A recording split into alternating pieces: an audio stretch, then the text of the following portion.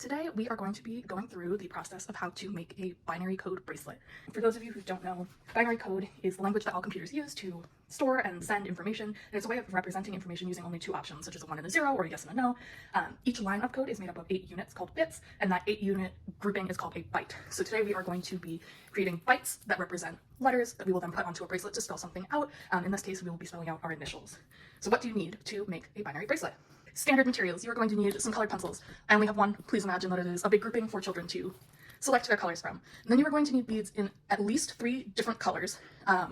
2 of your colors are going to represent the yes, no, 1, 0 option of your binary code. So in this case, I'm using clear pony beads and blue pony beads. And then you'll need another bead, a decorative bead like a star or a heart works, or just another color different from your other 2 to be a spacer so that you can tell where one byte ends and the next byte begins. So in this case, I'm going to be using these little purple star beads.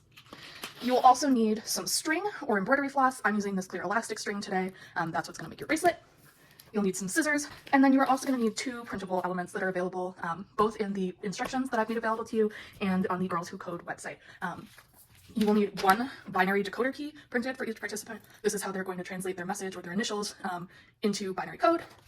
And then you'll need at least 1, if not more, printable binary bracelet sheets for every participant. They're going to use these to first map out what their bracelet is going to look like.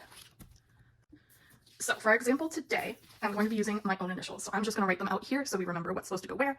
S, A, D. And you can go ahead and laugh. I know, my initials spell sad. And you want to remember that even though there is this big space between them, this whole row of 8 rectangles is going to represent the letter S. This whole row is the letter A, and this whole row is the letter D, because remember, those bytes are made up of 8 bits. So to start, I'm just going to go over to my binary decoder key, and I'm going to find the letter S, and I'm going to color in my printable binary bracelet to match. So I'm going to use the blue to match the blue squares, and I will just leave the other squares blank because I'm using clear beads. So for an S, we're going to color this one. And they don't need to be amazing, perfect coloring jobs. This is just so that you or the kid that you're working with that's doing the bracelet have something to kind of work off of that's a little bit easier to see than maybe trying to go off of just the decoder key straight. So there I have S. I'm going to do the next 2 as well, and then we will move on to the bracelet step. So now I've got my completed binary bracelet sheet for the letters S, A, and D. So I'm ready to move on to making my bracelet. You are going to take a length of string the size of your wrist. Through the magic of television, mine is already cut, but it would be a step to have students cut their own during the program. So using the printable binary bracelet sheet that I've colored in as my instructions, my blueprint, I'm going to take my blue pony beads and my clear pony beads and start making my bracelet. So for every blue square or rectangle that I have colored in, I'm going to place a blue bead onto my string. And same thing for every uncolored square, I'm going to take a clear bead. Now, even though the sheet shows a little space here, we don't count that space when we're making our bracelet, and it doesn't need to exist within our bracelet. Now I have finished threading the letter S onto my bracelet, but before I move on to the letter A, I need some way to tell that the letter S has ended when I'm looking at my bracelet. So that's where I'm going to use these star beads. Again, if you don't have decorative beads or you don't want to use decorative beads, a pony bead in just another color will work just as well. So I'm going to take a star bead and put it on next, just to act as a spacer so that I can tell, okay, there's one letter and there's a spacer, and then the next letter is going to start. So again, I'm going to take blue bead, clear bead,